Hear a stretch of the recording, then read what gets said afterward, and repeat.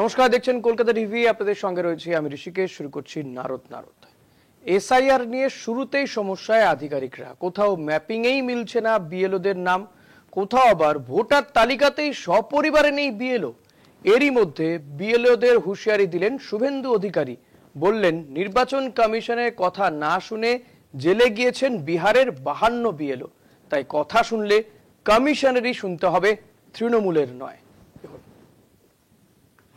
SIR এর আবহে রাজনৈতিক তরজায় সরগরম রাজ্য রাজনীতি। দক্ষিণ 24 পরগনায় এবার বিএলওদের সতর্ক করলেন বিরোধী দলনেতা শুভেন্দু অধিকারী। তার সাফ মন্তব্য, শুনুন নির্বাচন কমিশনের কথা। কমিশনের কথা না শুনে বিহারে 52 জন বিএলও এখন জামিন পায়নি। শুনতে যদি হয় নির্বাচন কমিশনের কথা শুনবেন, সাফ নির্দেশ শুভেন্দুর।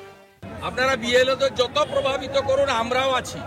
52 জন বিএলও বিহারের জেলে আছে, এটা মাথায় রেখে তৃণমূলের কথা শুনবেন, বিজেপির কথা শুনবেন না। শুনুন ইলেকশন কমিশনের কথা। চাকদহ ব্লকে 322 জন বিএলওর মধ্যে 13 জনের নাম 2002 সালের ম্যাপিং এ নেই। বাড়ি বাড়ি গিয়ে এসআইআর শুরু হলে জানা যাবে 2002 সালে পরিবারের কোনো লিঙ্ক আছে কিনা, জানিয়েছেন বিডিএ। শান্তিপুর ব্লকেও গভীর সমস্যা। 2002 এর তালিকায় সপরিবারে নাম নেই খোদ বিএলওর। ফের চাঞ্চল্য নদিয়ায়, এবারে শান্তিপুর ব্লকে। এসআইআর শুরু হতেই রাজ্যে ভোটার তালিকা নিয়ে শুরু হয়েছে নতুন বিতর্ক। নদিয়ার শান্তিপুর ব্লকে এমনই এক ঘটনা সামনে এসেছে, যেখানে বিএলও হিসেবে দায়িত্বপ্রাপ্ত সরকারি কর্মীর নিজেরই নাম নেই 2002 সালের ভোটার তালিকায়। আরো আশ্চর্যের বিষয়, সেই তালিকায় তার পরিবারের কারো নাম খুঁজে পাওয়া যায়নি। বিএলও তো আমি নিজে ইচ্ছা করে হয়নি, অফিস থেকে ধরুন কিভাবে বিডি অফিস থেকে নাম পাঠিয়েছে, আমাকে তো জিজ্ঞাসা করে বিএলও ডিউটি দেওয়া হয়নি। এবার অফিস থেকে পাঠিয়েছে, আমার নামে এসে এসআই অফিস থেকে আমাকে বললো যে আপনার নামে বিএলওর চিঠি এসছে, অ্যাপ্লিকেশন এসছে, আপনি নিয়ে যান। আমি নিয়ে এসছি। তারপরে তো আর কিছু সেরকম তো কিছু দেওয়া হয়নি। কোন এরিয়া আপনাকে দেওয়া হয়েছে? আমাকে এই পার্টে, আমি এই পার্টে দিই। জায়গাটার নাম? এটা হচ্ছে ফুলিয়াপাড়া, পার্ট নাম্বার হচ্ছে 262। আপনারা কি এখানকার আদি বাসিন্দা নাকি আপনাদের অন্য কোথাও বাড়ি ছিল? আমাদের অন্য কোথাও বাড়ি ছিল, আমার জন্ম এখানে। সেক্ষেত্রে 2002 তো আপনার ভোটার লিস্টে নাম নেই। আমার 2002 ভোটার লিস্টে আমার নাম থাকার তো কথাও না, কারণ আমার জন্ম হচ্ছে তার অনেক পরে। হ্যাঁ সেটা, কিন্তু সেক্ষেত্রে আপনার পরিবারে তো কারো নাম নেই। হ্যাঁ, পরিবারের নেই। এই ভদ্রলোকের নাম বললেন, এখানকার শিক্ষক বিএলও হিসেবে নিয়োগপত্র পাঠিয়েছিলাম, কিন্তু তার নাম বা তার বাবা মার নাম 2002 এর রোলে নেই। এরকম রিপোর্ট আমরা জেলা নির্বাচন দপ্তরে পাঠিয়েছি, দেখা যাক। নদিয়ায় বিএলওর ভোটার তালিকায় নাম না থাকা নিয়ে রিপোর্ট তলব করেছে সিইও দফতর। বিষয়টি নিয়ে রাজনৈতিক তরজাও শুরু হয়েছে। কলকাতা টিভি। আজ এই বিষয় নিয়ে আমরা আলোচনা করব, তর্ক বিতর্ক চলবে। আমাদের সঙ্গে রয়েছেন তৃণমূল কংগ্রেসের পক্ষ থেকে অরূপ মুখোপাধ্যায়, রয়েছেন বিজেপির পক্ষ থেকে সোমনাথ কর। আপনাদের দুজনকেই স্বাগত জানাবো আমাদের এই অনুষ্ঠানে।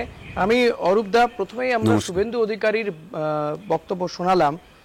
কোথাও গিয়ে কি মনে হচ্ছে শুভেন্দু অধিকারী বিএলওদের হুমকি দিচ্ছেন কার্যত? না, শুভেন্দুবাবু তো প্রথমে আপনাদের শুভ সন্ধ্যা জানাই। শুভ সন্ধ্যা। শুভেন্দুবাবু তো এটাই করেন। শুভেন্দুবাবু এবং অমিত শাহ তারা বাংলায় সেটাই করে এসছেন, হুমকি দিয়েছেন। শুধু আজকে বিএলও দেখছেন, তার আগে এসডিওকে দিয়েছেন, ডিএমকে দিয়েছেন, এবং তাদের কথায় নির্বাচন কমিশন ট্রান্সফার। আমি আগের নির্বাচনগুলোতে দেখেছি। তো শুভেন্দুবাবু সব জায়গাতে যান, হুমকি দেন, এবং এটা ওনার কালচার। তা আমি ওনার কালচার নিয়ে তার আমি বলতে পারবো না। তবে এটা দেখা যাচ্ছে যে শুভেন্দুবাবু যেখানেই যাচ্ছেন এবং যে যে এলাকাতে যাচ্ছেন সেখানে নিয়ে আজকে বিএলওকে দিয়েছেন, তার আগে এসডিওকে দিয়েছেন, কাউকে ডিএমকে দিয়েছেন, পুলিশ অফিসারদের দিয়েছেন, এবং উনি এই হুমকির চলটা চালু করেছেন। এবং এইটা হচ্ছে ওনার সংস্কৃতি আজকে। এবং বিজেপির যে রাজনীতি ভাবনা আছে, সেই ভাবনার সঙ্গে উনি নিজেকে ওতপ্রোতভাবে জড়িয়ে ফেলেছেন। এবং উনি যেটা মনে করেন যে এই হুমকি দেবো এবং হুমকি দিয়ে আমি কাজ করাবো। তো এটা অ্যাকচুয়ালি নির্বাচন কমিশনের কাছে কমপ্লেন আমাদেরও দেওয়া উচিত, বা আমাদের নিশ্চয়ই রাজনৈতিক কমপ্লেন করবেন ভাবনা চাই যে এই হুমকি দিয়ে কাজ করানো বা হুমকি দেওয়া হচ্ছে এই বিএলওদেরকে, এটা আমার মনে হয় ঠিক করছেন না উনি। এবং এতে করে কি হবে, মানুষকে আর আতঙ্ক তৈরি করছেন। আপনারা কমপ্লেন করবেন, করতে চাইছেন তাদেরকে উনি ঘরে ঢুকিয়ে দিতে চাইছেন। আপনারা কমিশনের কাছে কমপ্লেন করবেন? নিশ্চয়ই, আমরা নিশ্চয়ই, হ্যাঁ, দলের তরফ থেকে নিশ্চয়ই যে এটা পারেন না, এটা উনি পারেন না, কোনো বিএলওকে তিনি কিভাবে কাজ করবে, হ্যাঁ তিনি বলতে পারেন যদি নির্বাচন কমিশন যে গাইডলাইন দিচ্ছেন সেই গাইডলাইন মেনে কাজ করছে না, সেক্ষেত্রে এটা নির্বাচন কমিশন দেখি সোমনাথ দা কি বলছে, বিজেপির প্রতিনিধি কি বলছে দেখি। অরূপ দা আসবো আবার আপনার কাছে। সোমনাথ দা কি বলবেন? শুভেন্দু অধিকারী যে কথা বলছেন তৃণমূলের মনে হচ্ছে এটা তো কার্যত হুমকি। দেখুন,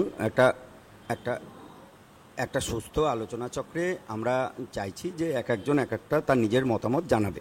সেই ক্ষেত্রে আমি চাইবো যে ডিস্টার্ব না হই। প্রথমতই মানে যেটা বলা হলো সেটা হচ্ছে খুব একটা হাস্যকর কথা যে অরূপবাবু বললেন এই আমাদের শুভেন্দু অধিকারীর কথা, কিন্তু আজকে অভিষেক বন্দ্যোপাধ্যায় মাটি খুঁড়ে নির্বাচন কমিশনের প্রধানকে নিয়ে আসবেন, পালাতে দেবেন না, কপাল ফুঁড়ে গুলি করবেন, এই যে বিভিন্ন ধরনের কথা উনি বলেন, তা এগুলো কি রামায়ণের কথা, মহাভারতের কথা? নিশ্চিতভাবে নয়। এখন কাদের বিরুদ্ধে শুভেন্দু অধিকারী বলছেন বিষয়টা বুঝতে হবে, যে যাদের বিরুদ্ধে বলছেন তারা কোন অপরাধে অপরাধী হয়ে আছে। বিভিন্ন সময়ে তারা একটা সরকারি একটা পদে বসে তারা যদি অন্যায় করে যান, ক্রমান্বয়ে অন্যায় করে যান, সেই ক্ষেত্রে কিছু বলা হলেই সেটা যদি হুমকি হয়ে যায় তাহলে বিষয়টা অন্য ব্যাপার। কিন্তু আমার ক্ষেত্রে পরিষ্কার হচ্ছে যে রাজনীতির জন্ম দিয়েছে থেকে না, অভিষেক বন্দ্যোপাধ্যায়ের বক্তব্যকে দুটোকেই সমর্থন করছেন, মানে এই হুমকি দেওয়া চলে। আমি বলি মমতা বন্দ্যোপাধ্যায় পরিষ্কার বসে বিএলওদের বলছেন, যে বিএলওদের উদ্দেশ্য করে বলছেন যে আজকে নির্বাচন কমিশনার আছে, কালকে নির্বাচন কমিশন চলে যাবেন, আমাদের আন্ডারেই আপনাদের কাজ করতে হবে এবং তখন আমরা বুঝে নেব।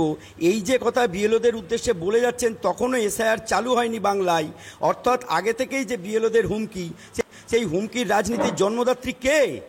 এটা শুভঙ্কর বাবুরা খুব ভালো করে জানেন, আপনারাও জানেন, চ্যানেলে এর আগেও দেখিয়েছেন। এবং এখনো দিয়ে চলেছেন। যদি এখানে ধরি তাহলে তৃণমূলের নেতারা হুমকি দিচ্ছেন, তো বিজেপিও দিতে পারে। আজকে মেরে ফেলবো, গায়ে পেট্রোল দিয়ে পুড়িয়ে দেবো, রাস্তায় পা ভেঙে দেবো, হাত ভেঙে দেবো, এই ধরনের তৃণমূল কংগ্রেসের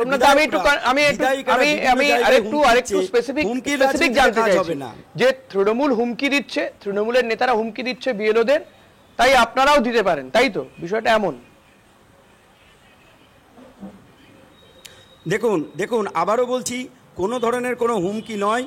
বিএলওদেরকে খুব পরিষ্কার করে ট্রেনিংয়ের মধ্যে দিয়ে জানিয়ে দেওয়া হয়েছে যে তারা যদি এই এসআইআরের স্বচ্ছতা বজায় না রাখে, কোনোভাবে তারা যদি এইভাবে তৃণমূল কংগ্রেসের চটি চাটতে যায়, তাহলে তাদের চাকরি আগামী দিনে থাকবে কিনা তার প্রমাণ অলরেডি বিহার দিয়ে দিয়েছে। বিহারে এখনো 65 জন জেল খাটছে এবং তাদের বিভিন্ন রকমভাবে এই কথাটা আমি আবার একটু অরূপদার কাছে যাব। যে অরূপদা চাইছি এই কারণে অভিযোগ সোমনাথ দাও করছে, স্মরণ করিয়ে দিতে চাইছি যে আপনারাও দিচ্ছেন নির্বাচন কমিশনের সঙ্গে কেউ যদি জুড়ে থাকে, একেবারে সরাসরি অবস্থা মুখ্য নির্বাচনী আধিকারিক জ্ঞানেশ কুমারকে হুমকি দেওয়া হচ্ছে। এই অভিযোগ করছে। আমি বলি আমরা কি বলেছি?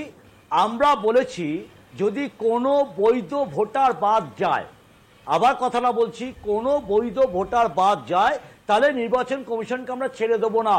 এবং ছেড়ে দেবো না মানে এটা নয় আমরা বলিনি কাউকে জেলে ঢোকাবো, আমরা বলেছি আমাদের রাজনৈতিক কর্মসূচি। আমাদের অভিষেক বন্দ্যোপাধ্যায় দুদিন আগেও বলেছেন, আজকেও বলেছেন যে যদি কোনো ভোটারের বৈধ ভোটার বাদ যায় তাহলে নির্বাচন কমিশন অফিসকে ঘেরাও করব।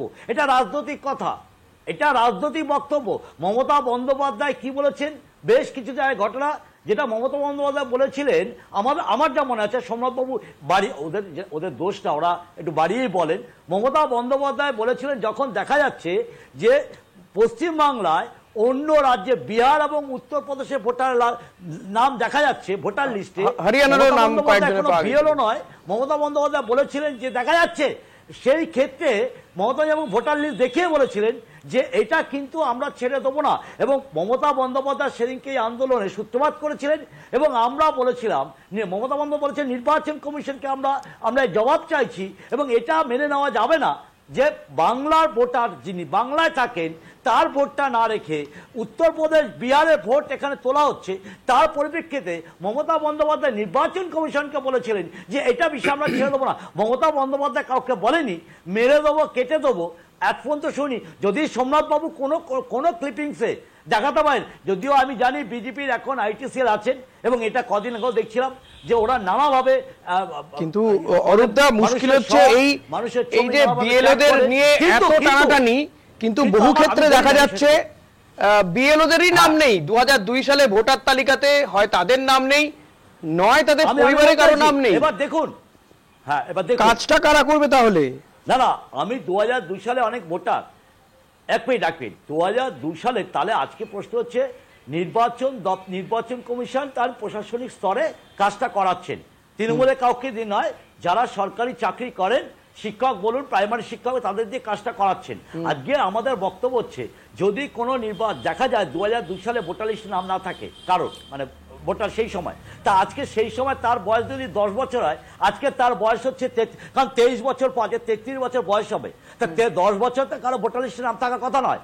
আজকে কোনো বিএলও যদি সেই সময় নাম না থাকে, তা হতেই পারে তিনি নাবালক ছিলেন, তার ভোটার লিস্টে আমরা সেই সময় কারো বয়স যদি 15 বছর হয়, তাহলে তিনি নিশ্চয়ই ভোটার হবেন না। আজকে তার বয়স হতে পারে 35 বছর পড়বে, তো তিনি চাকরি সূত্রে পরবর্তী ক্ষেত্রে ওই যে 2002 সালেই সবাইকে চাকরি করতে, আবার 2002 সালে অনেকের ভোটার লিস্টে নাম আছে যারা আজকে রিটায়ার করে গেছেন, এরকম বিএলও কাজ করতেন, তারা রিটায়ার করে গেছেন, এটাও হতে পারে, এটাও আছে, দেখা যাচ্ছে। তো আমাদের প্রশ্নটা এটা নয়, আমাদের বক্তব্য খুব পরিষ্কার যে তাতে কি এই কাজটা সুষ্ঠুভাবে হওয়া সম্ভব? তাতে কি এই কাজটা সুষ্ঠুভাবে হওয়া সম্ভব? দেখুন, একটা পরিষ্কার আমি আপনাকে বলি, আমি একটা কথা বলি, নির্বাচন কমিশন কার নির্দেশে করছেন, কি করছেন, সেটা পরিষ্কার হয়ে গেছে আমাদের কাছে। একটা জায়গা পরিষ্কার যে আজকে উনি নির্বাচন কমিশন বলছেন যে পশ্চিম বাংলায় 2 মাসের মধ্যে সবটা কমপ্লিট করবে। এটা কি বাস্তবসম্মত? এটা কি আমি আজকে প্রশ্ন হচ্ছে, এটা কি বাস্তবসম্মত? আপনাদের এই প্রশ্ন রয়েছে, সোমনাথ দার কাছে আসবো, যেটা আমার বক্তব্য যে এই যে দেখা যাচ্ছে যে বিএলওদেরই অনেকের নাম নেই। চাকদাতে 322 জন বিএলওর মধ্যে 13 জনের নাম 2002 সালে ম্যাপিং এ পাওয়া যাচ্ছে না। একটি পরিবার, বিএলওর পরিবার, তাদেরও নাম নেই। এটা যেমন একটা সমস্যার বিষয়। আমি সোমনাথ দা কোশ্চেনটা করতে দিন। এটা একটা বিষয়। পাশাপাশি অরূপ দাদের যে অভিযোগ যে এই এসআইআর এর উদ্দেশ্য নিয়ে তারা বহুদিন ধরে প্রশ্ন করছেন, আদৌ কি এই কাজটা সুষ্ঠুভাবে হওয়া সম্ভব মাত্র 2-3 মাসের মধ্যে, যেখানে বিএলওদের মধ্যেও সমস্যা রয়েছে, তাদেরই নাম নেই? দেখুন, ঠিক দেখুন, পরিষ্কার বিষয়টি যেটা আমি আপনাদের একটা আর্কাইভ আছে, সেখান থেকে খুঁজে বের করে দেখুন। আপনাদের চ্যানেলে দেখানো হয়েছে মমতা বন্দ্যোপাধ্যায় বিএলওদের উদ্দেশ্যে কী বার্তা দিয়েছেন। অরূপদা যাই বলুক না কেন, কিন্তু আদতে আপনাদের আর্কাইভে তার নিজের বয়ান সেটা আপনাদের কাছে আছে, আপনারা চালিয়ে একবার দেখে নিতে পারেন। আমার প্রশ্ন সেই জায়গায় নয়। আমার প্রশ্ন হচ্ছে যে কৃষ্ণগঞ্জ